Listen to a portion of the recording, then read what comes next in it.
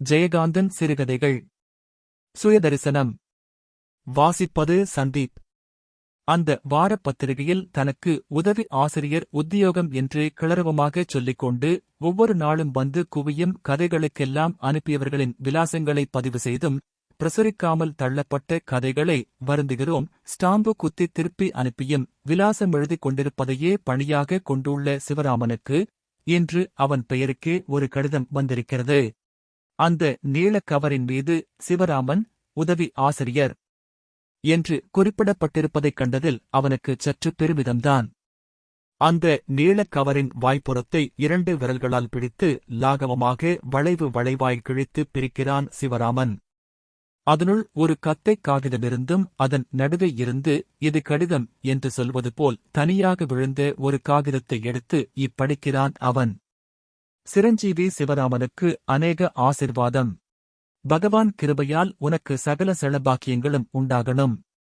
உங்கள் எல்லாரையும் பார்த்து நேரடியாகச் சொல்லிண்டு வராம போனதை நினைச்சா கஷ்டமாத்தான் இருக்கு. இருந்தாலும் பரவாயில்லை. யோசிச்சு பார்க்கச்சே ஆசையும் உறவும் மனசிலே ஆழமா இருந்தா உதட்டோட சொல்ற வார்த்தையெல்லாம் அனாவசியம்னு தோன்றது. ஆனாலும் அப்படியெல்லாம் நிலைச்சுண்டு ஒரு தீர்மானத்தோட நான் சொல்லிக்காம வந்துடலே. சொல்லிக்கறதுக்கு எனக்கு தைரியம் வரலே. சொல்லிக்க முடியலே. அவ்வளவுதான், வந்துட்டேன். ஆமாம், எதையுமே சொல்றதுக்கு ஒரு தைரியம் வேணும். என் அனுபவத்திலே செய்யறது கூட சுலபம், சொல்றதுதான் கஷ்டமாயிருக்கு. அதான் சிரமம். நன்னா யோசிச்சு பாரு. நீ யோசிக்கிறவன், கதை எழுதுறவன். நல்லதும் கெட்டதுமா எத்தனையோ விஷயங்களைச் செஞ்சுடறோம். அதையெல்லாம் அலசிப்பிச்சுச் சொல்றதுன்னா முடியற காரியமா? நான் இப்படி ஓடி வந்துடுறதுன்னு முடிவு பண்ணிண்டு உங்ககிட்ட எல்லாம் சொல்லிண்டு போக வந்திருந்தேன்னா சொல்லி இருப்பேன். கடைசியிலே மனசு கேட்காம அங்கேயே உட்கார்ந்துண்டிருந்திருப்பேன். எனக்கு தெரியும், நான் போறேன்னா நீங்க யாரும் அழமாட்டேன்னு. ஆனா நான் அழுவேனே. உன் ஆத்துக்காரி என் காதிலே விழட்டும்னே. நான் இருக்கிறது தெரியாத மாதிரி சொல்லுவாளே அசட்டு பிராமணன்னு. அது நிஜந்தான். சரி, இப்ப நான் வந்துட்டேன். எங்கே இருக்கேன், என்ன பண்றேன்னு எல்லாம் தெரிஞ்சுக்க உன் மனசிலே ஒரு துடிப்பு இருக்கும்னு எனக்கு புரியறது. இந்த கடுதாசியோடு ஒரு கத்தைக் காகிதம் கிறுக்கி அனுப்பியிருக்கேனே. அதை எப்பவாவது போது இருக்கச்சே போது போகலேன்னா படிச்சுப்பாரு. என்னை, என் மனச்சாட்சியை நீ புரிஞ்சுக்கலாம். நீ புரிஞ்சு பண்ணு நினைக்கிறேன். நீ புரிஞ்சுண்டாலும் புரிஞ்சுக்கல்லேன்னாலும் எனக்கு கவலை இல்லை. இந்த ஒரு மாசமா உனக்கு ஒரு கடுதாசி எழுதணும்னு ஏனோ தோணிண்டே, எழுதலையேன்னு உறுத்திண்டே இருந்தது. சத்தியமா சொன்னா இந்த கடுதாசியைத் தவிர மீதி இருக்கிற ஒரு கத்தைக் காகிதத்தை உனக்காக நான் எழுதல்லே. நானா, எனக்கு தோணினது எல்லாம் எதுக்குன்னு தெரியாமலே எழுதிண்டே இருந்தேன். இன்னும் எழுதிண்டிருக்கேன். இது என்னை நானே பார்த்துக்கற பார்வை, சுயவிமரிசனம். இல்லே, சுயதரிசனம். திடீர்னு என்னமோ தோணித்து, எழுதின வரைக்கும் அந்த நோட்டு புக்கிலிருந்து பிச்சு எடுத்து உனக்கு அனுப்புறேன். இதுவும் ஒரு அசட்டுத்தனமோ என்னமோ? ஆனா ஒண்ணு, உன் ஆத்துக்காரியிடம் சொல்லு, அசடு பிராமணனா இருக்கப்படாது. அசடா இருந்தா அவன் பிராமணனில்லே. பிராமணன்னா ஞான பொக்கிவம்னு அர்த்தம். அந்தக் குலத்திலே பொறந்து கணபதின்னு பெத்தவா சூட்டுன பேரை இழந்து அசட்டு சாஸ்திரி, தத்தி சாஸ்திரின்னே 60 வருவமா பட்டம் வாங்கிண்டு இருந்திருக்கேன். சரி, போனது போச்சு. இப்ப நான் சந்தோவுமா கிளறவமா 60 வயசுக்கப்புறம் இப்பத்தான் சந்தோவுமா இருக்கேன். பிராப்தம் இருந்தால் எங்கேயோ எப்பவோ நாம சந்திக்கலாம். என்னை நீங்கெல்லாம் மறந்துட்டாலும் பாதகமில்லை. என்னால் எதையுமே மறக்க முடியல்லை. இப்படிக்கு உன் தகப்பனார் கணபதி. கையெழுத்திட்ட இடத்தில் கணபதி சாஸ்திரிகள் என்று எழுதி, சாஸ்திரிகள் என்ற வார்த்தை அடித்து நீக்கப்பட்டிருக்கிறது. கவருக்குள்ளிருந்து அந்த ஒரு கத்தைக் காகிதத்தை பத்திரிகை ஆசிரியர் தோரணையில் கையில் எடுத்து எத்தனை பக்கங்கள் என்று அறிய அவன் கடைசித் தாளை நீக்கிப் பார்க்கிறான். அதில் பக்க எண் எதுவுமில்லை. அந்தக் காகிதங்கள் அனைத்தும் ஒரு நோட்டு புத்தகத்திலிருந்து பிரித்தெடுக்கப்பட்டிருந்ததால் ஓரத்தில் ஒழுங்கற்ற பிசறுகளுடன் இருக்கின்றன. அவற்றில் சில பக்கங்களில் பென்சிலாலும் சில பக்கங்களில் பேனாவாலும் தீர்க்கமான சிந்தனையோடு பல காலம் மனசில் ஊறிவரும் தெளிவு மிகுந்த கருத்துக்களானதால் அடித்தல் திருத்தல் ஏதுமின்றி எழுதப்பட்டிருக்கிறது. அவற்றை ஒரே மூச்சில் படித்துவிட வேண்டும் என்ற ஆர்வமிருந்தும் ஆபீஸில் அதற்கு நேரமில்லாது வேலை குவிந்திருப்பதால் அந்த கடிதத்தை பத்திரமாக மடித்து தன் கைப்பையில் வைத்துக் கொள்கிறான் சிவராமன். அதைப் பைக்குள் வைக்குமுன் அந்த கடிதம் எங்கிருந்து வந்திருக்கிறது என்றறிய உரையையும் கடிதத்தையும் திருப்பித் திருப்பிப் பார்க்கிறான். அனுப்பியோர் விலாசம் ஏதும் அதில் இல்லை. எனினும் தபால் முத்திரையிலிருந்து அக்கடிதம் புது டில்லியிலிருந்து வந்திருப்பதைக் கண்டு ஒரு வினாடி பிரமித்து விழிக்கிறான் சிவராமன். இந்த அப்பா என்ன துணிச்சலோடு இவ்வளவு தூரம் சொல்லாமல் கொள்ளாமல் ஓடிப்போயிருக்கிறார் என்று எண்ணிய போது, கள்ளங்கபடு அறியாத அந்த அப்பாவி உள்ளம் இந்த வாழ்க்கையில் எந்த அளவுக்குக் கைத்து நொந்து போயிருக்கும் என்ற அறிவில் விளையாத, மனத்தில் சுரந்த உணர்வில் அவரது கண்கள் கலங்குகின்றன. அந்த வினாடி அவன் தனது தந்தையின், அந்த அசட்டு பிராமணரின் தாடி மழிக்காத, நரைத்த ரோமக்கட்டை அடர்ந்த, முன்பல் விழுந்த, அம்மை தழும்புகள் நிறைந்த, மாறுகண் பார்வையோடு கூடிய கரிய முக விலாசத்தை கற்பனை செய்து கண்ணெதிரே காண்கிறான். கணபதி சாஸ்திரிகள் போன மாசம் அமாவாசைக்கு அடுத்த நாள் திடீரென்று காணாமல் போய்விட்டார். முதல் 2 நாட்கள் அவரது குடும்பத்தினர் என்றால் வேறு யார்? அவரது 2 பிள்ளைகளான சிவராமனும் மணியும்தான். அவர்கள் அதற்காக அதிகம் கவலை கொள்ளவில்லை. 4 சாஸ்திரிகளோடு அவர் காஞ்சிபுரம் போயிருப்பதாக யாரோ சொல்லக் கேட்டு, போகிற மனுவர் ஆத்திலே வந்து ஒரு வார்த்தை சொல்லிட்டு போகப்படாதோ? நெனச்சப்போ வரதும் போறதும். இது என்ன சத்திரமா சாவடியா என்று மொறுமொறுவென அவரை திட்டி தீர்த்துக் கொண்டிருந்தாள் அவரது மாட்டுப் பெண் ராஜம். ஆனால் சில நாட்களுக்குப் பிறகு அந்த 4 சாஸ்திரிகளும் திரும்பி வந்து கணபதி சாஸ்திரிகள் தங்களுடன் வரவில்லை என்று தெரிவித்து அந்த நிமிஷமே ராஜம் ஒரு வினாடி திகைத்து, அந்த திகைப்புக்குப் பின்னர் அவரை திட்டுவதை நிறுத்திக் கொண்டாள். எங்கே போயிருப்பார் என்று தனக்குத்தானே புலம்பிக் கொண்டாள். வேறு மகளோ, அவரை மதித்து அன்புடன் உபசரிக்கும் உறவினரோ யாருமில்லாத அவரது நிலையை எண்ணி பெண்ணே தனக்குள் பெருமூச்செறிந்தாள். சிவராமனின் மனத்திலும் லேசான கலக்கம் குடிகொண்டது.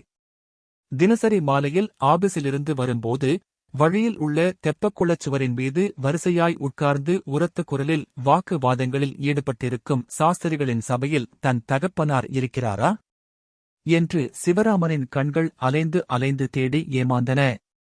அவனுக்குத் தெரியுமா, ஊரில் இருக்கும்போது கூட இந்தக் கூட்டத்திலிருந்து ஓதுங்கித் தனித்தே அவர் நிற்பார் என்பது. அது சரி, அந்த அசட்டு பிராமணரை யார்தான் சேர்த்துக் கொள்வார்கள்?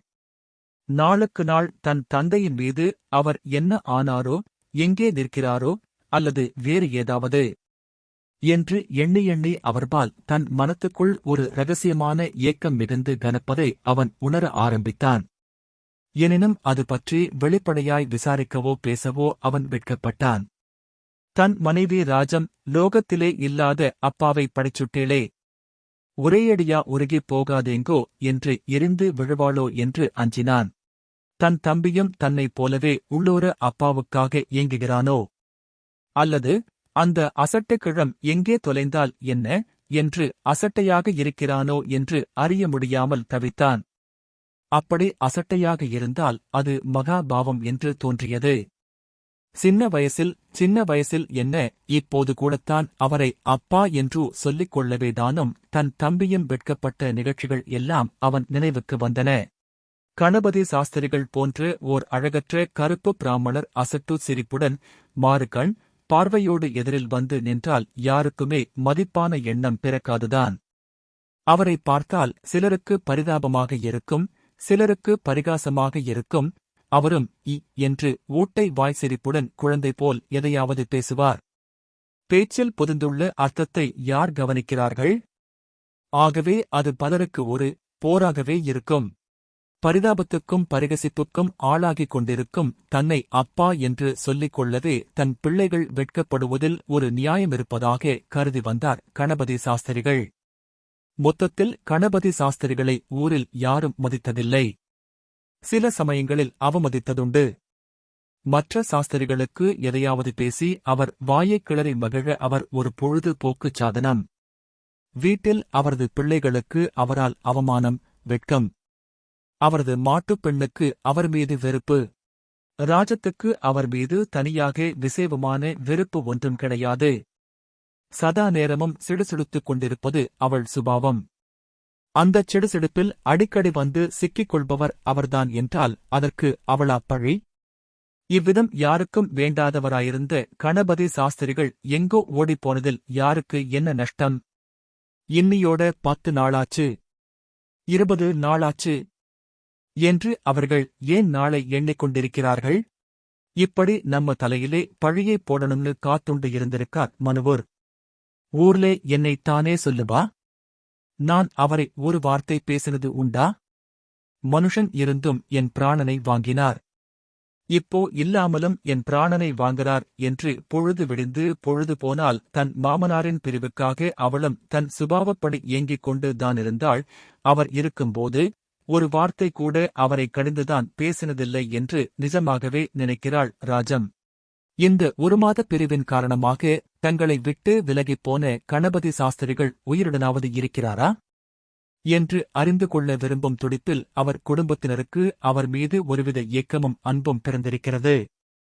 அவர் இப்படி எங்கோ அனாதை போல போய்விட்டதை எண்ணி எண்ணி அவர் எங்கே அனாதை பிணமாக கிடக்கிறாரோ என்ற பயங்கரமான கற்பனைகளில் சிக்கிக்கொண்டு இந்த பாபத்துக்கு நான் தான் காரணமோ என்று உள்ளூர விளைந்த நடுக்கத்துடன் ரகசியமாக கண்ணீர் வடிக்கிறாள் ராஜம்.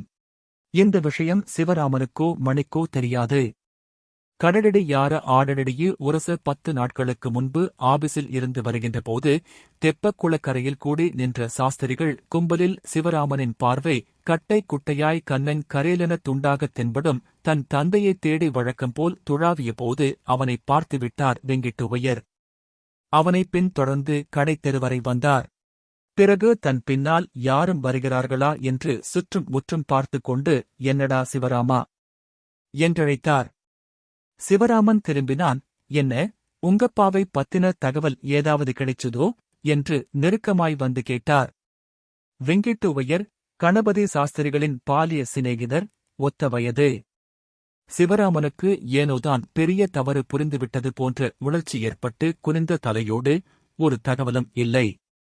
எங்கே போயிருப்பான்னு தெரியல்லை, ஏன் போனார்னும் தெரியல்லை, ஆத்திலே கூட ஒண்ணும் வருத்தம் இல்லை. உங்களுக்கு தெரியாதா நாங்க எப்படி அவரை வச்சிருந்தோம்னு என்று மென்று மென்று விழுங்கினான் சிவராமன். அவனுக்கு குற்றமுள்ள மனசு குமைந்தது. அட அசடு, அதுக்கு நீ என்ன செய்வே? அப்படியே இருந்தாலும் தோப்பனுக்கும் மகனுக்கும் 1000 இருக்கும். அதுக்காக ஒருத்தன் ஆத்தை விட்டே போயிடுவானோ? அது சரி, உனக்கு விவயமே தெரியாதா என்று சுற்று முற்றும் பார்த்தார். பிறகு குரலை தாழ்த்தி, இப்படி வா சொல்றேன் என்று நடுத்தெருவிலிருந்து ஓரமாய் பஜனை மடத்தருகே அவனை அழைத்து வந்தார் வெங்கிட்டுவையர். கணபதி சாஸ்திரிகள் ஊரை விட்டு ஓடிப்போவதற்கு முதல் நாள் தெப்பக்குளக்கரையில் நடந்த சம்பவத்தை அவர் நினைத்துப் பார்த்தார். தெரு ஓரமாய் இருவரும் வந்து நின்றபின் தனது இடுப்பில் செருகி இருந்த பொடி மட்டையை எடுத்து ஒரு சிமிட்டா பொடியை விரல்களில் இடுக்கியவாறு அவர் சொன்னார், அவனுக்கு மனசே வெறுத்துப் போச்சுடா. அவனை அப்படி அவமானப்படுத்திட்டார் வேற யாரு? சுந்தரகனபாடிகள்தான் என்று சொல்லிவிட்டு கையிலிருந்த பொடியை காரமாய் உறிஞ்சினார் வெங்கிட்டுவையர். பொடியின் காரத்தில் கலங்கிய கண்களோடு சிவராமனை விரித்துப் பார்த்தார்.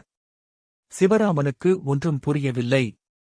சுந்தரகனபாடிகள் கணபதி சாஸ்திரிகளை அவமானப்படுத்தினாரா? ஏன்? சிவராமனுக்கும் அவன் குடும்பத்தினருக்கும் சுந்தரகனபாடிகள் மீது அளவற்ற மரியாதையும் பக்தியும் உண்டு. கணபதி சாஸ்திரிகளின் குருநாதர் அவர்தான். அந்தக் காலத்தில் மகா பண்டிதராய் விளங்கிய கணபதி சாஸ்திரிகளின் தந்தையான பரமேஸ்வர கனபாடிகளின் உயிருக்கு உயிரான சீடர் சுந்தரகனபாடிகள் என்கிற விஷயம் ஒரு குடும்பப் பெருமையாய் போற்றி வந்த செய்தி. அவரிடம்தான் கணபதி சாஸ்திரிகள் வேதம் பயின்றார். 75 வயதுக்கு மேலாகி பழுத்த பழமாய் பார்த்தவர் வணங்கும் தோற்றமும் தன்மையும் பொருந்திய கனபாடிகள், பாவம், தன் தந்தையை என்ன காரணத்தினால் அவமானப்படுத்தியிருக்க முடியும்? அப்படியே கொஞ்சம் முன்கோபியான கனபாடிகள் ஏதாவது சொல்லியிருந்தாலும், யார் என்ன கூறி பழித்தாலும் அதனை பொருட்படுத்தாத பரபிரம்மமான தன் தந்தை அதற்காகவா ஊரை விட்டு ஓடிப்போயிருப்பார்? என்றெல்லாம் யோசித்த தயக்கத்துடன் நீங்க என்ன சொல்றீள் என்று வெங்கிட்டுவையரின் முகத்தை பார்த்தான் சிவராமன். நான் பார்த்ததைத் தாண்டா சொல்றேன். நேக்கென்னடா பயம்? மத்தவாள்லாம் ஒரு கட்சி மாதிரி இந்த அநியாயத்தை பத்தி ஒரு வார்த்தை பேச மாட்டேங்கிறாளே. சுந்தரகனபாடிகள் ரொம்ப பெரியவர்தான். நான் இல்லைங்களே. ஆனாலும் அவருக்கு இந்த வயசிலே இப்படி ஒரு கோபம் கூடாது. மனுஷன் என்ன இப்படியா அசிங்கமா பேசுவார்? இவர் தகுதிக்கு ஆகுமா? சி என்று படபடவென்று பேசி அலுத்துக் கொண்ட வெங்கிட்டுவையர் அதற்குமேல் விஷயத்தை அறிந்து கொள்ள அவன் ஆர்வம் காட்டுகிறானா என்று அறிய மெளனமாய் சிவராமனின் முகத்தைப் பார்த்தார். என்னதான் நடந்தது? எனக்கு ஒண்ணுமே தெரியாதே பதைத்தான் சிவராமன். எனக்கும் தான் தெரியாது. நான் கோயிலேருந்து வந்துண்டிருந்தேன். குளத்தங்கரையிலே ஒரே சத்தமா ஏக கலேபரமா இருந்தது. பார்த்தா உங்கப்பன் கணபதி தேமேன்னு நின்னுண்டிருக்கான். கனபாடிகள் அடிக்கப் போறவர் மாதிரி கையை ஓங்கிண்டு ஆவேசம் வந்த மாதிரி குதிக்கிறார். அவனை அவர் அடிக்கக்கூட பாத்தியதை உள்ளவர்தாண்டா. நான் இல்லேங்கல்லே. ஆனாலும் கண்ணா பின்னான்னு சி ஒரு பிராமணன் பேசக்கூடிய பேச்சா? அப்படி அசிங்கமா திட்டினார். கணபதி அப்படியே கூனிக் குறுகி நின்னுண்டிருந்தான். கடைசியிலே அவன் மட்டும் என்ன மனுவன் இல்லையா? நேக்கே தோணித்து. அதை அவன் கேட்டுட்டான். அப்படி ஒண்ணும் தப்பா பேசிடலே. ஓய், இப்படி அசிங்கமா பேசறிரே. நீர் ஒரு பிராமணனாயா?ன்னு கேட்டான். எவ்வளவு பேச்சுக்குத்தான் ஒரு மனுவன் பேசாம இருப்பான்? நறுக்குன்னு கேட்டான். அவ்வளவுதான். அந்தக் கிழவரை பார்க்கணுமே. கணபதி கழுத்திலே போட்டிருந்த துண்டை இழுத்து முறுக்கிப் பிடிச்சுண்டார். ஆவேசம் வந்தது மாதிரி காயத்ரி மந்திரத்தை கூவினார். சொல்லுடா, இதுக்கு அர்த்தம் சொல்லு. நீ பிராமணனுக்கு பிறந்தவனானா சொல்லுடா. என்னை பார்த்தா கேட்டே. பிராமணனான்னு? இவன் பிராமணனான்னு எல்லாரும் கேளுங்கோ ன்னு அசிங்கமா திட்டினார் ஒரே கும்பல் கூடெடுத்து. நான் போய் விலக்கப் பார்த்தேன். அந்த கிழவனுக்குத்தான் என்ன பலமோ? என்னை பிடிச்சு ஒரு தள்ளு தள்ளினார் பாரு. நான் போய் குளக்கரை சுவர் மேலே விழுந்தேன். தள்ளிட்டு கத்தரார். மனுவனுக்கு வெறி. ஒண்ணு மந்திரத்துக்கு அர்த்தம் சொல்லு. இல்லேன்னா நான் பிராமணன் இல்லேன்னு ஒத்துக்கோ. என்ன கேட்டியேடா, என்ன தைரியம்? என்று உருமினார். அவர் பிடியிலே பாவம். கணபதிக்கு உடம்பே நடுங்கிறது. நாங்க அவர்கிட்டே பேச முடியல்லே. அந்தக் கிழம்தான் மூர்க்கமாச்சேன்னு கணபதிகிட்டே கெஞ்சினோம். சொல்லுமோய்யா. மந்திரத்துக்கு அர்த்தம் சொல்லிட்டு போமே. பிடிவாதம் பிடிக்காதிர்னு நானும் கிட்டே போய் சொன்னேன். கணபதி என் மூஞ்சியை விரிச்சிப் பார்த்தான். பார்த்துட்டு ஓன்னு குழந்தை மாதிரி அழுதான். நேக்கு மந்திரம்தான் தெரியும். அர்த்தம் தெரியாதேன்னு அவன் அழறப்போ 50 வருவத்துக்கு முந்தி நானும் அவனும் ஒன்னா படிச்சதெல்லாம் நேக்கு ஞாபகம் வந்து நானும் அழுதுட்டேன். திடீர்னு உங்கப்பன் கனபாடிகள் கையை தள்ளி உதறினான். எல்லாரும் என்ன நடக்கப் போறதோன்னு திகைச்சு போனோம்.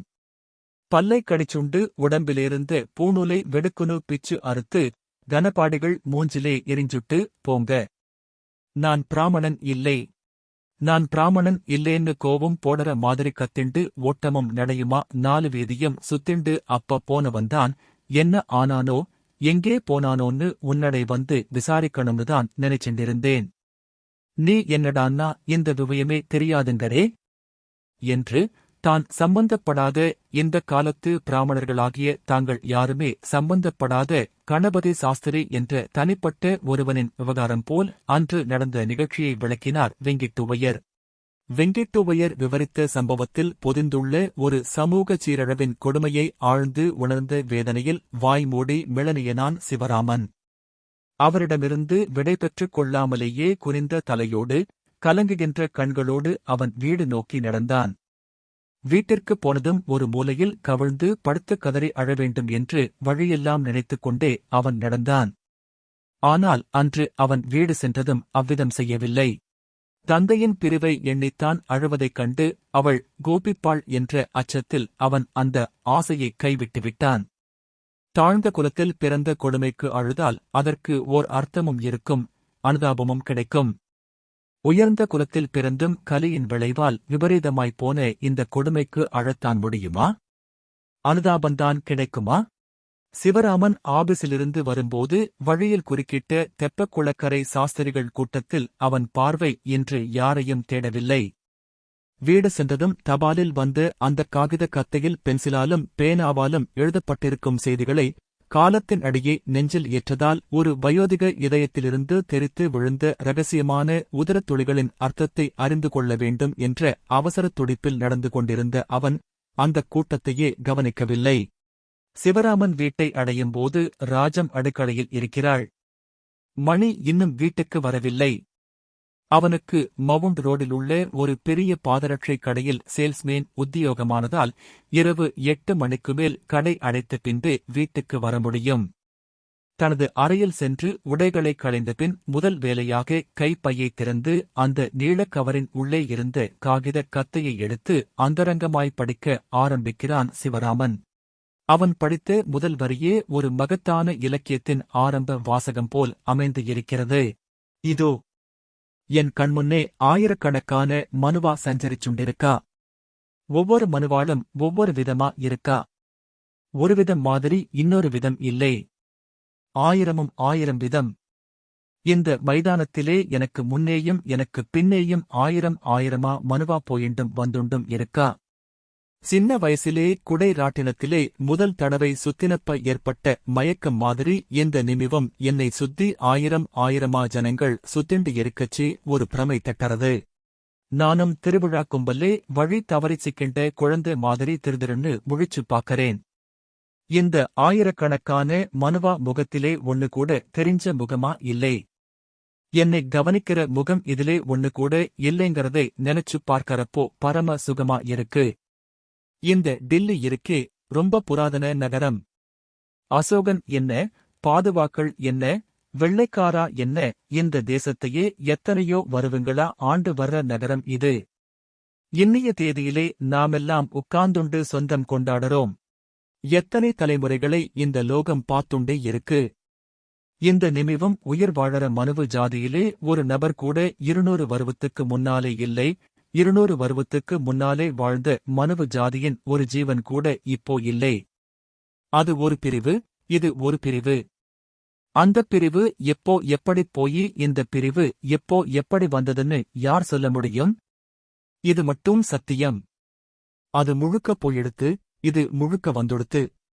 ஆழமா யோசிக்காம எடுத்த எடுப்பிலே பார்த்த உடனே இந்த உலகத்திலே உள்ள எல்லாமே ஒரு அதிசயமாத்தான் இருக்கு. அது மாதிரிதான் இந்த விவியழும் 200 வருவத்துக்கு முன்னாடி இருந்தவா முழுக்க போனதும் இப்ப உள்ளவா முழுக்க வந்துட்டதும் ஆச்சரியமாத்தான் இருக்கு. அவா கொஞ்சம் கொஞ்சமா போனா, இவா கொஞ்சம் கொஞ்சமா வந்தா. இது மாதிரிதான் போறதும் வரதும். கடவுள் விதிப்படி இந்த காரியம் தடங்கல் இல்லாமல்தான் நடக்கிறது. மனுவு விதிப்படியும் இப்படித்தான் நடக்கணும், நடக்கும். இயற்கையிலே ஒரு சிக்கலும் இல்லை. சிக்கலே இல்லேன்னா அது செயற்கையே இல்லை. இப்படி ஒரு செயற்கையான சிக்கல்லேதான் நான் சிக்கின்றேன். அப்படி சிக்கிக்கிறதுதான் வாழ்க்கை. சிக்கல் விடுபடலேன்னா அதுக்கு நாமதான் பொறுப்பு. அந்தக் காகிதங்களில் இதுவரை பென்சிலால் எழுதப்பட்டிருக்கிறது. இதற்குப் பிறகு ஆரம்பமாகிற பக்கங்கள் பேனாவால் எழுதப்பட்டிருக்கின்றன. இந்த வித்தியாசத்தை ஒரு அத்தியாய பிரிவு போல் உருவகித்துக் கொண்டு தான் படித்த கனமான விஷயங்களை கருத்தூன்றிச் சிந்திக்கிறான் சிவராமன். அவரது சிந்தனைகளை மறித்துக் கொண்டு இந்த அசட்டு அப்பாவா இப்படி எல்லாம் சிந்திக்கிறார் என்ற வியப்புணர்ச்சியே மேலிடுகிறது.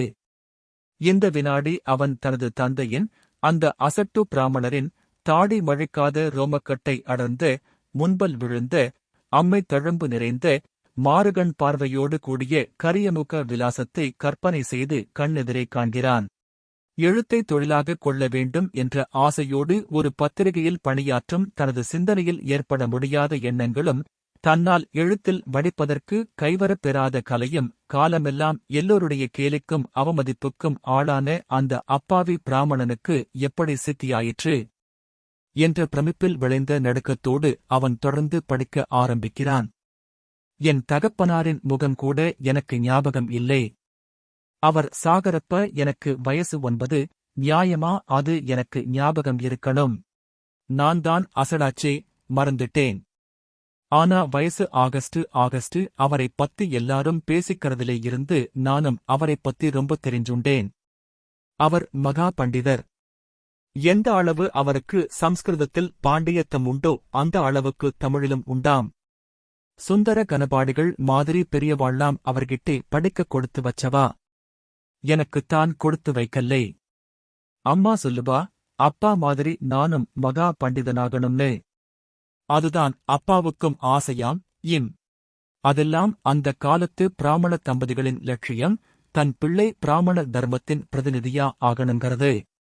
இந்த காலத்திலே எவன் இருக்கான்? நான் ஏன் எவனையோ தேடணும்? அப்படிப்பட்டவாளுக்கு பொறந்த நானிருந்தேனா அவா மாதிரி? நான் எவ்வளவோ சொன்னேன், அந்த செருப்புக் கடை வேலை வாண்டாம்னு. இந்த மணி கேட்டானா? உனக்கு ஒண்ணும் தெரியாது. இதுக்கே நான் என்ன சிரமப்பட்டிருக்கேன். மாசம் 250 ரூபா சம்பளம். வருவத்திலே 3 மாச போனஸ். இந்த வேலைக்கு என்ன குறைச்சல்? அங்கே ஒண்ணும் மாட்டை அறுத்து தோல் எடுத்துச் செருப்பு தைக்கிற வேலை இல்லை. டப்பாவிலே வர்ற செருப்பை எடுத்து விக்கிறதுதான்.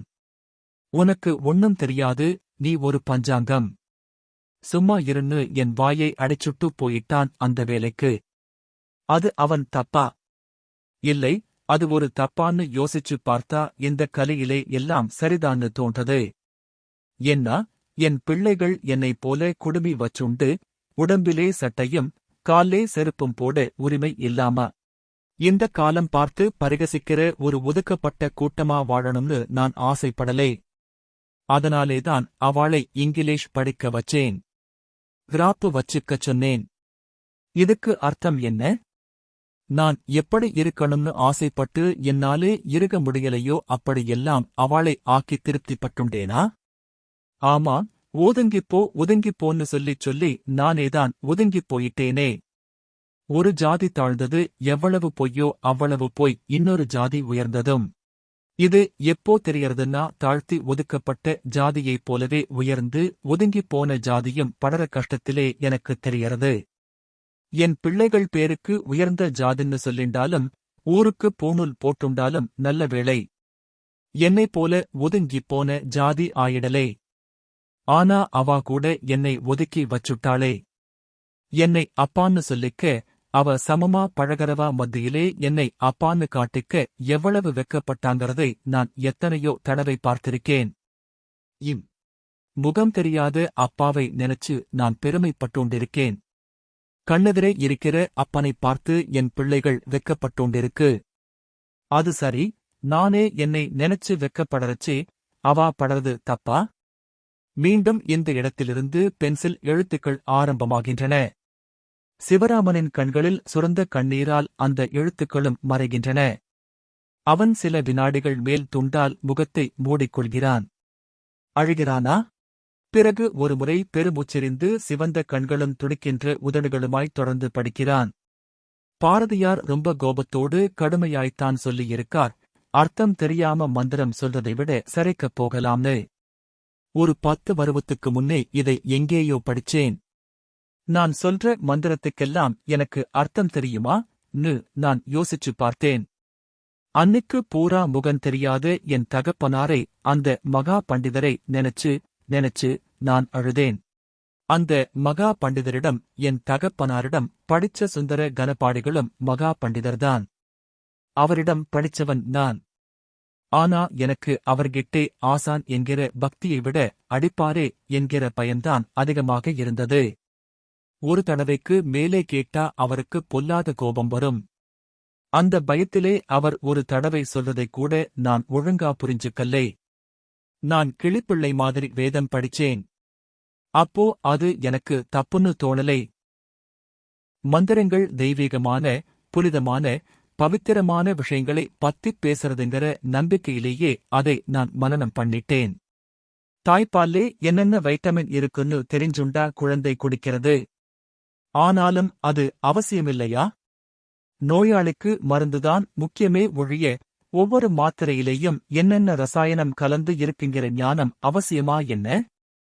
அதுபோலதான் மந்திரம். உனக்கு அது தேவை, அதை ஐப்பிப்பதன் மூலம் அதற்குரிய பலன்கள் உன்னை அடையும்னு ஒரு பெரிய மேதை எழுதியிருந்தார். அதை படிச்ச பரம்தான் எனக்கு ஒரு ஆறுதல் பிறந்தது. ஆனா அந்த ஞானியின் இந்த வாதமும் எனக்கு தக்க சமயத்தில் கை கொடுக்கல்லை. ஒரு தடவை வக்கீல் ராகவையர் ஆத்துக்கு தர்ப்பணம் பண்ணி வைக்கப் போயிருந்தேன். அவர் ரொம்ப பெரியவர். என் தகப்பனார் மேலே வச்சிருந்த பக்தியை தகுதி இல்லாத என் பேர்லே அப்படியே வச்சிருந்தார். 40 வருஷமா என்னை அவருக்குத் தெரியும். போன வருவம் ஒரு நாள் அவர் வீட்டுக்குப் போயிருக்கச்சே, அவர் மருமான் வைத்தியநாத ஐயர்னு டூலியிலிருந்து வந்திருந்தார். அவருக்கும் அன்னிக்கு தர்ப்பணம் பண்ணி வைக்க வேண்டியிருந்தது. அவரை பார்த்தா ஆள் வெள்ளைக்காரன் மாதிரி இருந்தார். அந்த பட்டுவஸ்திரத்தை அவர் கட்டியிருந்த முறையிலேயே மனுவன் வேஷ்டி கட்டிப் பழகாதவர்னோ தெரிஞ்சுண்டேன். 4 அங்குலத்துக்கு சரிகை கரை வேஷ்டியும் பட்டுத் துண்டுமா அவர் மாடியிலிருந்து இறங்கி வரச்சு பளபளன்னு காலே சிலிப்பர் வேறே. என்ன பண்றது? காலம். நான் முகத்தைச் சுளிச்சுண்டு தர்ப்பணம் பண்ணச்சு அதை கழக்கிடணும்னு சொன்னேன். ஆம் சாரின்னு ஞாபக மறதிக்கு அவரும் வெக்கப்பட்டுண்டார். நானும் இட் இஸ் ஆல்ரைட் சொன்னேன். நானும் அடிக்கடி ஏதாவது 2 இங்கிலீஷ் வார்த்தையை கலந்து பேசறதுதான். உலகம் என்னை ஒதுக்கி வச்சிருந்தாலும் ஓடி ஓடி வந்து ஒட்டிக்கிற குணம் அது. எனக்கும் அன்னிக்கு பல இடத்துக்கு போக வேண்டியிருந்தது. அவசர அவசரமா கடமையை முடிச்சுண்டு எழுந்திருக்கச்சே பார்த்தா தட்சணை குறைவா இருந்தது.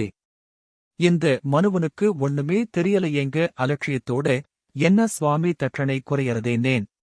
அவர் என்னை பார்த்து சிரிச்சுண்டே மந்திரழும் குறைஞ்சிருந்ததேனார். அன்னிக்கு மாதிரி வாழ்க்கையிலே அதுக்கு முன்னே நான் இப்படி அவமானப்பட்டதில்லை. அப்புறமானா தெரிஞ்சது அவர் டில்லியிலே பெரிய சம்ஸ்கிருத புரொபசர்னு. அவர் என்னை கேட்டார், உங்க பீடத்துக்கு நாங்க வெச்சிருக்கிற மதிப்பை நீங்க காக்க வேண்டாமா? அர்த்தம் தெரியாம மந்திரம் சொல்லித் தரலாமா ன்னு. நான் சொன்னேன், மருந்தைச் சாப்பிட்டா போரும், மருந்திலே என்ன இருக்குன்னு தெரிஞ்சா என்ன, தெரியாட்டா என்ன? எப்பவோ படிச்சதை எடுத்துவிட்டேன். அவர் என்னை பார்த்து சிரிச்சுண்டே, மருந்து சாப்பிடுறவனுக்கு தெரியாட்டா பாதகமில்லை, மருந்து கொடுக்கிறவருக்கு தெரிஞ்சிருக்கணுமே நார். ஒரு நிமிவம் யோசித்துப் பார்த்தேன். என்ன சொல்றதுன்னு புரியல்லை. மன்னிச்சுக்கோங்கோ சுவாமின்னு கை எடுத்து கும்பிட்டுட்டு சைக்கிளை ஏறி ஓடி வந்துட்டேனு. மணி 8 அடிக்கிறது.